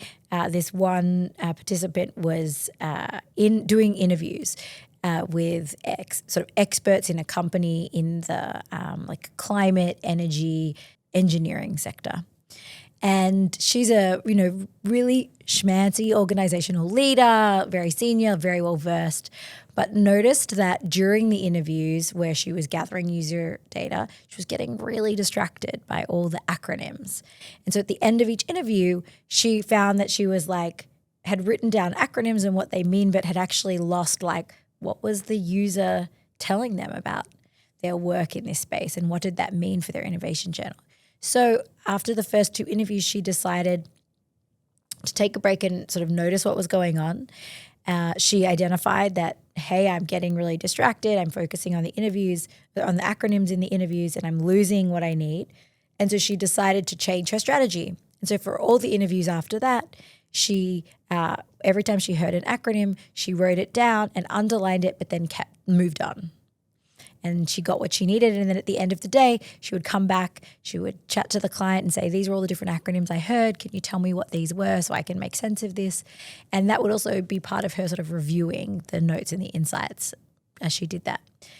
And so that simple act right there of hang on, I'm getting really distracted by all of these acronyms and I'm not getting what I want out of this task. Let me pause for a moment and think about it. Okay, and now what's a new strategy that I could come up with to use moving forward and adjust? That is metacognition. Okay, so hyper self-awareness, great problem-solving skills, and the ability to pivot is what I'm reading here? Yeah, I think in her case it was great problem-solving skills and the ability to pivot. But you can being metacognitive is more the act of making the space to think about her own thinking in which that problem solving and self-awareness and pivoting happened. Okay, so rather than being ignorant to the problem, you're aware that a problem exists and you're aware that it needs to be resolved. Yes. So another example would be for folks who are listening to this, If you wanted to be metacognitive for a moment, a way that you could do that is to think about how you're listening to the podcast. So are you letting your mind wander and making connections between different topics or things you've heard before? Are you sitting down and taking notes and listening to this like it's a lecture? Are you getting really distracted and answered a call from your kids in the middle of it and whatever else? None of those is inherently wrong, but what's your goal for listening to the podcast? And once you know what that is, now check if the strategy that you've been using while you've been listening to this matches how you would meet that goal. Oh, I see. So if you've arrived somewhere to learn something and then you get caught up in the emotion of the event that's taking place and you forget the original reason you're there, you're not metacognitive? Well, noticing that you have arrived there, you got caught up in it, it's not working for you and that now you need to pick a different strategy, that is being metacognitive. Oh, I get it. It's like clicked in my head. Yeah. Okay, so then if we're thinking about an entrepreneur and they're solving a problem in their business, if they're feeling that they've plateaued for a significant period of time, is that then a sign that they're not being metacognitive enough?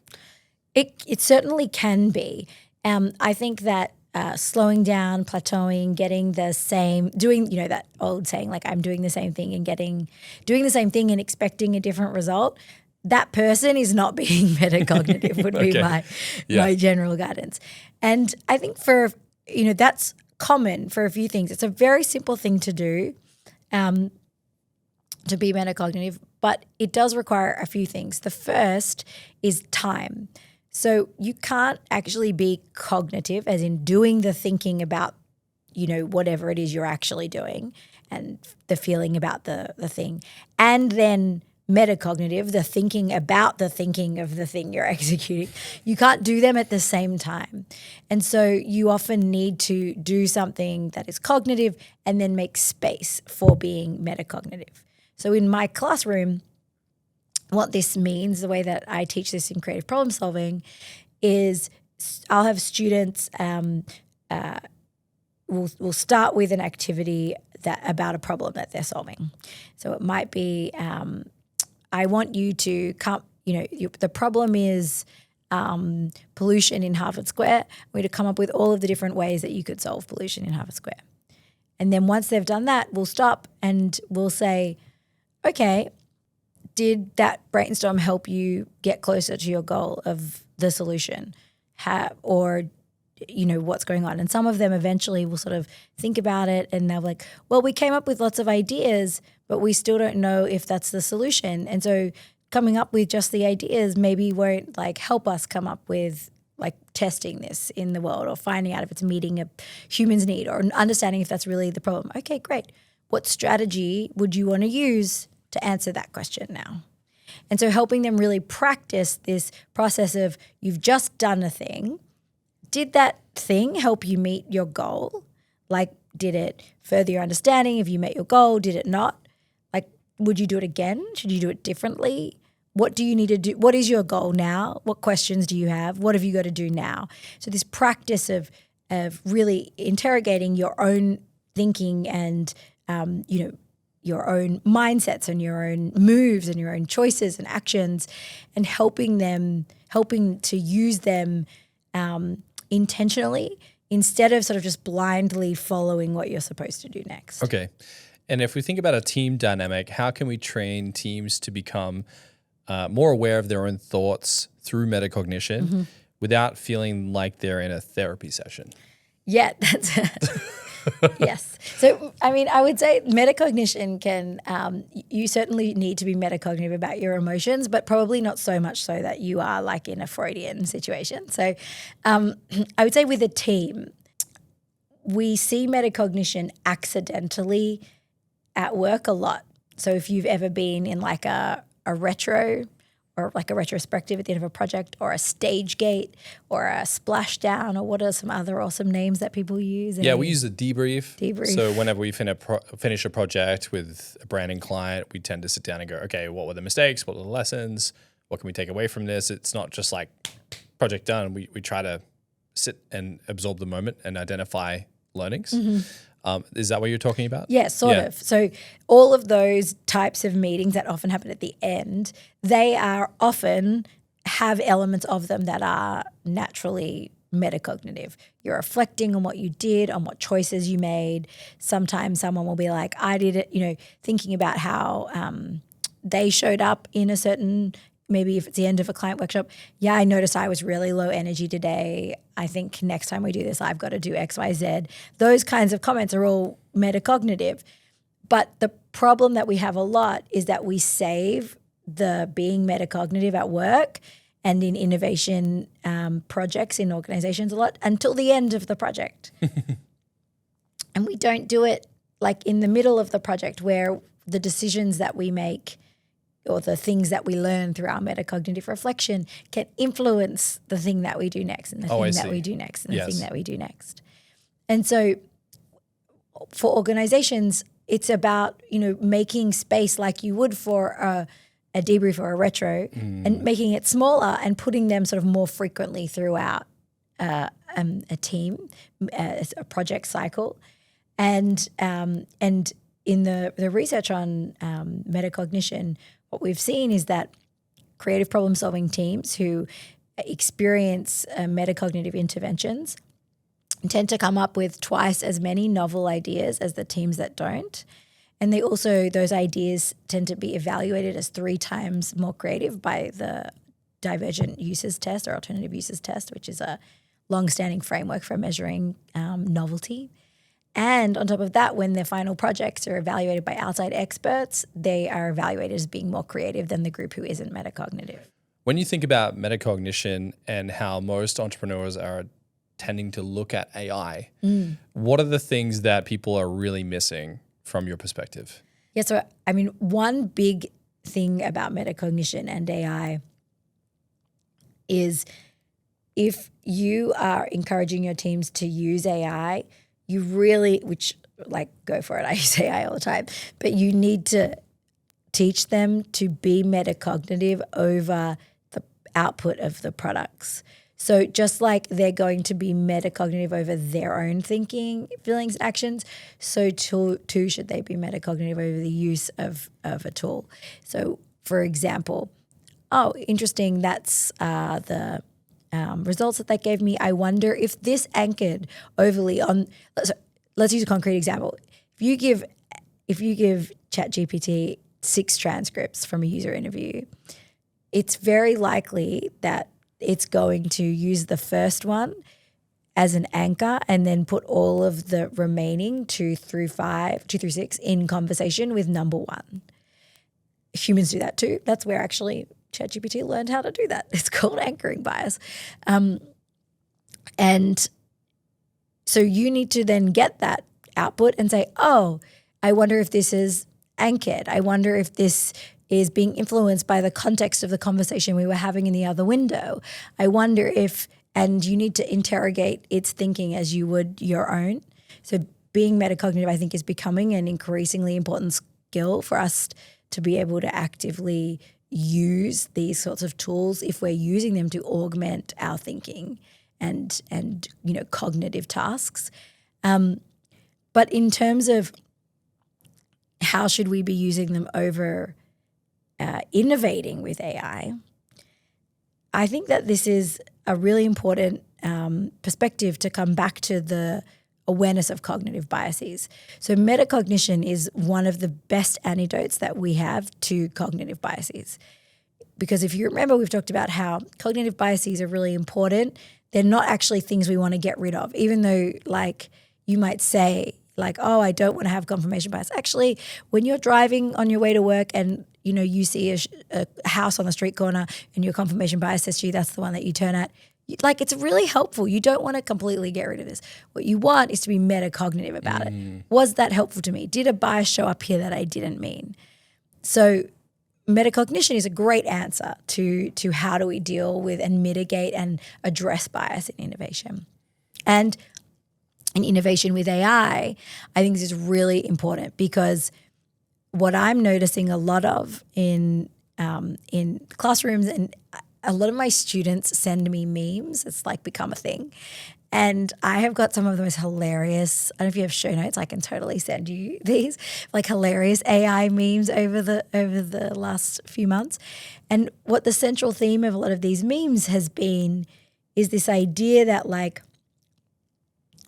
we're all, like everybody is supposed to be innovating about AI and everyone is only coming up with like an agent or a chatbot or a prompt. Like they're the three outcomes really when it comes down to it. And so how do we push beyond that? Well, to push beyond that, you actually have to work through a lot of cognitive biases. You have, we've talked about recency effect. The thing that you most recently read or the OpenAI pitch you were in last week is influencing you. You have anchoring. The first idea that comes out, folks are going to anchor to it. We have status quo bias. So I think in terms of when we're thinking about how do we use innovation in our organizations or how do we create new companies that use AI, being really aware of how biases are influencing our thinking is essential. When a person feels overwhelmed by how many moving pieces there are in the world regarding AI and how businesses need to move, shift, and operate, what are the first metacognitive questions that they should be asking themselves? Yeah, I feel that right now too, right? It's overwhelming. It's really like there's so much happening. And it just feels like the day-to-day brain power that's required is increasing. Yeah, I think that is really, really fair. So I think one thing that's really important that we haven't talked about yet is understanding that you can be metacognitive over your emotions. So that means noticing how and when your emotions appear and how they influence what you're doing. Okay. So in the case of the state of the world right now, I think a lot of people are experiencing uncertainty and experiencing ambiguity. And unfortunately, actually in innovation, those are two things that, you need and will be there a lot all the time for a good innovation to happen.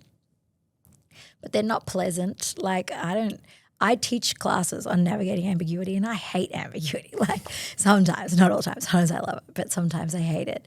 And the reason is, again, really biological. We have a sense of ambiguity. Humans have a tendency to seek certainty. Again, if you think about that in the times of our evolutionary history, if I am camping or living somewhere and there's a rustling in the bush behind me, like I probably want to know if that's a bear or not. Like ambiguity in this situation is not great. Figuring out if that's a bear is really, really helpful. In the case though of today, like that's still true if I'm camping in Yosemite National Park and there's rustling in the bush, even though we're not, thousands of years ago, I still want to know if that's a bear or not.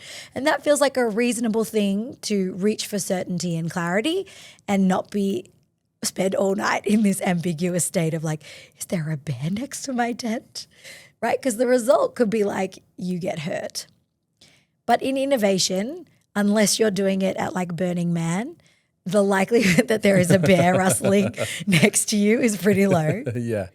And so sometimes we misplace our fear, and this is this phenomenon known as sort of amygdala hijack, and it's essentially when so the amygdala, that almond-shaped part of your brain that I mentioned, is very small but has a very, very powerful effect on the brain, and it's the way that I would describe it is it starts like a fire alarm in a building. If a fire alarm goes off here, you can't sit through it and keep working. It's so distracting. Right? Yeah. Everything kind of stops what it's doing and starts paying attention to the fire alarm. It's kind of exactly what the amygdala does, is it starts setting off a fire alarm in your body. Now, if you imagine the fire alarm is on, but it's on really softly, but you can hear it and you know what that noise means and it's there, so it's kind of antsing you up, but you're not fully like diverted to it, but you kind of keep getting sort of distracted to it. Well, that's what happens when the amygdala is like on low. And when we're in these situations, highly ambiguous situations, often our amygdala is on this state of low. And so our actions are being driven by the amygdala and what we need to reach to certainty to start turning it off and slowing it down, instead of by what is good for the innovation. And so that is a place where being metacognitive is really helpful. Am I acting from a place of uncertainty, of fear, of emotion? Did that event that just happened, I noticed in my body that I heard the fire alarm and I started to get really sort of worked up and my heart rate increased. Did that influence how I perceived what I heard next or what I chose to do? Like that kind of thinking is really important. And I think in this current moment, being metacognitive, not only about your thinking, but about your emotions is essential. Okay. Now, if we look at the zeitgeist with this fire alarm in the back of our head, Yes. we keep asking ourselves whether AI is going to take our jobs. Yes. Should we actually be asking whether or not AI is going to take away our ability to think? Yeah. I mean, it's terrifying, isn't it? Some of the studies, there was a study out of MIT recently on cognitive atrophy, which is this idea that your cognition sort of atrophies just like a muscle would atrophy if you didn't use it. So if you are on bed rest, often your calf muscles atrophy, the muscles disappear. And that is what this very small sample paper was sort of showing. And so I think it's quite, it's definitely alarming. We have been through periods of technology atrophying cognitive skills before. GPS is a really good example of that, like navigational skills, cognitive processes of spatial awareness, navigation, like have atrophy with the use of navigational tools. And so it's not always a bad thing. I think it's about making a deliberate and informed choice.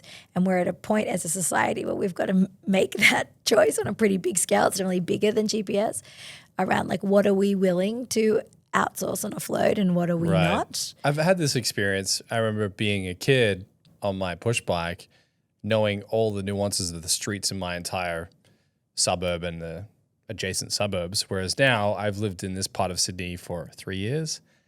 And if I'm going outside of like a couple streets, I'm like, I got to put the GPS on. Yeah, totally. Just because I've turned that part of my brain off. And you're saying that essentially it atrophies if you stop using it. Yeah. It's like use it or lose it. Yeah.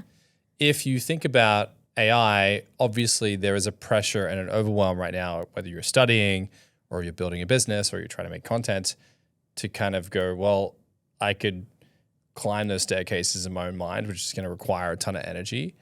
Or I could just outsource it to this prompt engine and it'll just tell me what to do. Do you see an inherent risk of, I guess, avoiding the delayed gratification by using this tool because it's super convenient? For sure, I do. I think we need to be metacognitive over our AI use. Like insofar as why am I using this tool? What am I hoping it will help me achieve? What can I do with it that I can't do by myself? Am I comfortable with the fact that I might lose my editing skills? So for me personally, I'm pretty comfortable with the fact that like I've lost a lot of my really good grammatical editing skills. I was a mad grammatical editor all through like undergrad. My friends used to give me papers. I largely got that from my dad, who was I remember one Christmas he gave me my Christmas list back and with a dictionary and was like, Tessa, there are spelling errors and grammatical errors in this. I'm not sending this to Santa until you figured it out. How old were you at the time? I was like 9. I learned pretty fast. Your dad sounds awesome. He's Yeah. like, here's a dictionary, kid. He is amazing. And so he, was not, so I'm sorry, Cam, he's probably mad at me for what I'm about to say, but I have now chosen that I'm kind of comfortable using Grammarly and Hemingway and other AI tools like that and atrophying that skill. But you made a conscious decision to do that versus not being aware of it. Mm-hmm. I'm not comfortable atrophying reasoning, for example. I don't want to lose my ability to be able to engage in complex reasoning. I don't want to lose my ability to think divergently or to plan and execute because I tell my AI my calendar and it tells me everything I should do that day. Now, that doesn't mean that those choices are right for everybody, But I do worry that the convenience of it means that sometimes we're not making a choice. We're making a choice by not making a choice. Does that make sense? It totally makes sense. I'm thinking that as we're looking at it now, we had a guest recently, Marissa Koss, who had this funny analogy about AI. She said it's in this infancy stage. It's still kind of clunky and awkward and not fully integrated into our lives. And she reminisces it to being like the floppy disk era of storage. And if we think to ourselves now how ridiculous it was to put things on floppy disks and save them in a drawer, for example. It's a perfectly sized container with a little lock, if I remember. Yeah. And then everyone would just leave the keys in it. Like, so there's no point. But now it's like we've kind of seen technology atrophy where from iPhone 4 to iPhone 14 hasn't changed a lot. It's been very incremental. Whereas from floppy disk to iPhone, it was quite a lot of leaps. Mm-hmm. When you think about how the brain is going to need to adapt in the future generations to this technology, how do you see this converging with society? I love that analogy. I think one thing about the analogy that I would shift, though, is that like the potential for harm of the floppy disk was low. I sort of think of this more like, I don't know, a toddler on a rampage is more like what AI is than a floppy disk. Like the potential for harm. It does kind of feel like we're giving a loaded AK-47 to a toddler and saying, hey, point that way. I completely agree. And I think that's my concern is not like I am so pro technology and innovation, and I'm even quite pro AI, like bluntly. And AI is also so much more than just, LLMs. And I think like the pace of it just means that like we're not being as intentional about it as we probably should be. Whereas like with the movement in that period of floppy disk, to floppy disk to colored floppy disk, thank you, to patterned floppy disk. I definitely had a Minnie Mouse floppy disk once. Okay, I didn't know that was a thing. Yeah, to USB stick, and then like to, I don't know, whatever came after that. Where did we go? Like a hard drive? Yeah, a portable hard drive. Yeah. Like in that. And then the cloud. And now it's all on our phone, totally. Yeah. That is a great example, but there wasn't a toddler with an AK-47. No, we're talking like 2 decades. Yeah. Right? Whereas it feels that the velocity by which AI is moving is outpacing humans' ability to adopt. Yeah. And the terrifying thing for me is that it's in the hands of people that are quite clearly incentivized financially. Yeah, I completely agree. I think it is quite terrifying. And from a cognitive perspective, I think it means we have to make choices about, what are skills that are inherently human. And I think there are some that we just know like humans are inherently going to be better at, and like creative thinking is one of those. But also there are some things that AI, it's like a can do, but should it do sort of situation. It's like something that constantly blows my mind, and one of my colleagues at Harvard's Graduate School of Education has a book coming out about this soon, is so we use AI a lot at the moment to try and replace teachers, even though we know that one of the top 3 predictors of a student's success is strong relationships with teachers. Really? Yes. So the information exchange is not as important as the relationship. No. And that's not just now. This has also been proven hundreds of years ago. Like Vygotsky, a Russian academic, his work focused on what these sort of developmental relationships and this notion of a zone of proximal development, that through a relationship with another human who's more experienced, a child can slowly learn to do things that are more complex than what they could do by themselves. And then that zone slowly closes. So I'm sure you've seen this with your own kids, the idea that like you might be with your 3-year-old and they're trying to do a puzzle. And so the first few times that you're doing the puzzle with them, you're going to be engaging with them. Hey, yeah, this is really cool. Let's do this puzzle together. Okay, oh, that piece there, I wonder if that one would work. Let's pick it up together. You're going to pick it up together. You're going to try it in. You're going to try twisting it a few times. It doesn't work. You're going to model like, maybe we should try spin it another way. Oh, yeah, look at that. Wow. Do you want to try one now? And now all of a sudden that kid can start to do something that they couldn't do without you before, but now they can do by themselves. A huge part of how come that gap closes is relational, is the human, the process of learning that happens between two human beings. So outsourcing learning to teachers, I'm like, why are you doing that? Whereas I'm like, have you ever seen inside a school administration? There are so many great uses for AI in school administration buildings, in government, in content creation, in assessment, in all of these components that isn't actually the act of the teacher. And yet, for whatever reason, that's the thing at the moment that we've decided we're trying to automate. Is there something beyond the exchange that is somewhat meta-spiritual that science has touched on from your experience?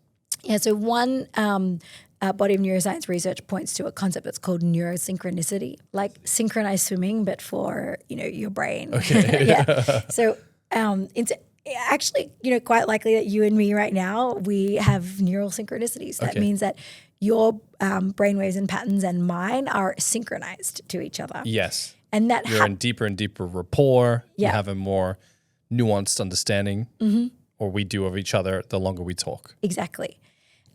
Couple that with some of the research that we also know about, human interaction. So when you engage with humans, parents, teachers, partners, customers, stakeholders, all of those things through human interactions, you open up the possibility to experience empathy.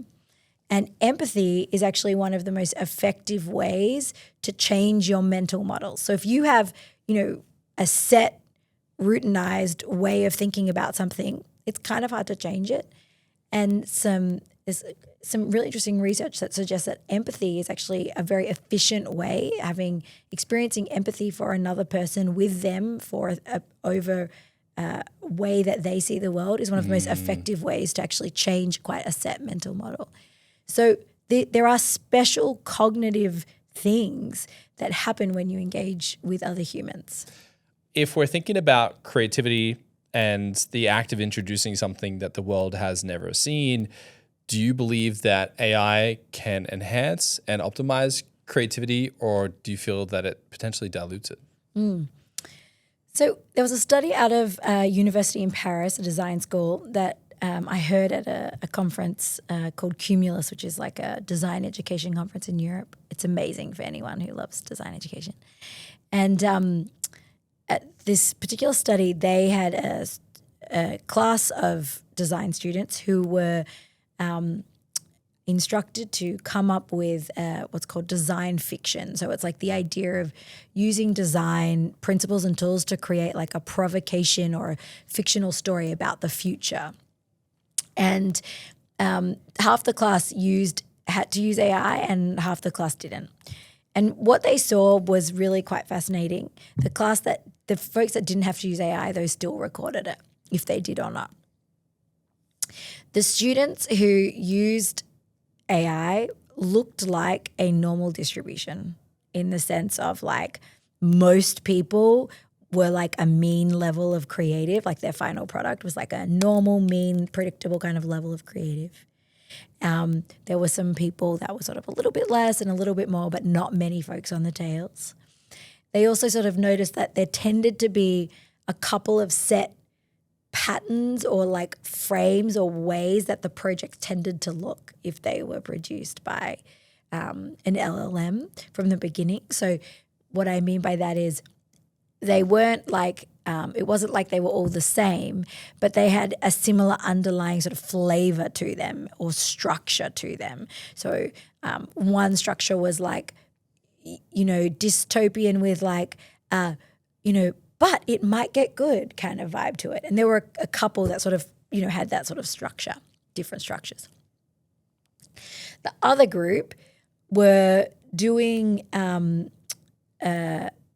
with their projects, they could use AI or not. What they noticed was that this group mostly didn't use AI at the very beginning. And if they did use it, it was kind of like once they decided sort of what they wanted to do and where they wanted to go. But also a lot of the group didn't use it. And what they found was that their projects were much, much more creative and incredible and provocative, and they were positioning questions like a mirror back at society, not just like making a state like here's the dystopian future, but it could get, it could become utopian, woohoo. Theirs was like much more, you looked at it and you asked questions of yourself, like it was evoking emotion and reflecting society, or they were abysmal. Okay, they were either brilliant or crap. Yeah, and there was some in the middle. Okay. So but there were more on the tails, whereas the bell curve is predominantly where AI sat. Yeah, and so what's really fascinating about that is like AI lifts the bottom up. So like if you don't get the abysmal, right, like as much. I mean, they may have. I don't have the data set in front of me. But like it lifts it up. So folks aren't as like with using AI from the beginning, they can get to a much more reasonable average response quickly. So there's not as like bad, like not strong thinking, good student work kind of in it. But they got way beyond what was ever even conceived as possible by the AI, by the projects that used AI when it was just the humans too, or the humans plus AI, but at the end of the work. And so that sort of makes a lot of sense to me, because when you think about how AI works, it's or not all AI, Gen AI works. It is a predictive model. We're still talking about massive data sets and then like predicting patterns that we assume are the responses that are desired based on average, like on an average of what a response would look like to that thing. And so of course it's going to give us a really good middle level thing, and that's great, but it's not going to get us that high end creative. So all of that is to say that changed how I use it in my class. I use AI a lot in my class with my students. We use it to practice things that they might not be good at by themselves, like practice interview questions and practice techniques with artificial humans, so that when they go out into the world, they feel a bit more confident and ready. We use it as a way to, if they have an idea, sometimes they'll craft a prompt that says like, create me a visual of this idea, so they can then start to use like visual artifacts as a way to continue their brainstorming, or to show a user. They'll use it to quickly mock up a prototype of something to get feedback on. It's enhancing how far they get in the class. It makes them better in terms of the final products, in terms of like how far they go and the fidelity and how quickly they get there. But I certainly wouldn't use it to do the work. One last question for you is, this whole show is about me, a guy who started an agency on the backbone of I just take massive action and attack a problem. You seem like someone who's innately obsessed with, how humans behave and how we can optimize our lives and think about things more creatively. And I love your notion around, we're not left or right brained, we're actually just whole brained, and there's a way to integrate both sides. When you think about yourself, what does taking agency in life mean to you? Yeah, I think for me, it means like finding whatever answers you're after. So, that might be like, what will happen if I do this, or what will happen? I don't want to know what will happen if I don't. So I'm going to build a business. For me, the answers that I, inherently look for are to questions like, how do humans create? Why do we create? How do we learn?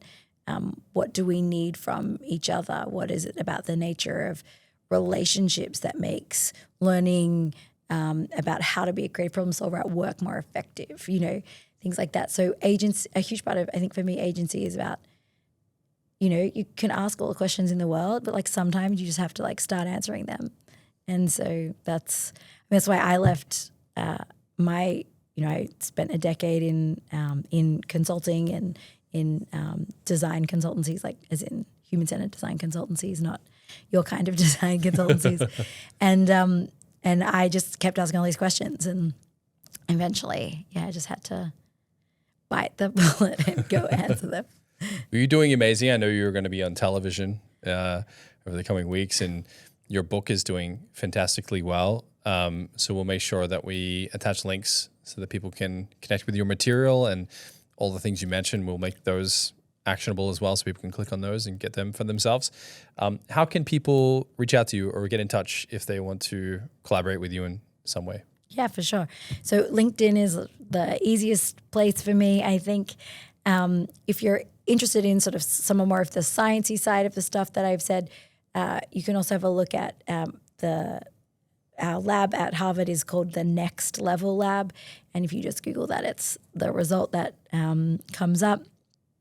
And we have a Substack, and that's a fun place to do it. And then also if you're interested more in sort of the innovation and the book side, www.innovationish.com, both with the dash and without the dash. Okay. Work. Park both. Love it. Yeah. We'll put all those links in the descriptors for anyone listening. It's been a real pleasure. It's been a ton of fun diving into some of these more esoteric questions together with the science that you've used to back all this up. And if you're ever back here in Sydney, we'd love to connect. Yeah, that would be fun. Thank you so much for having me.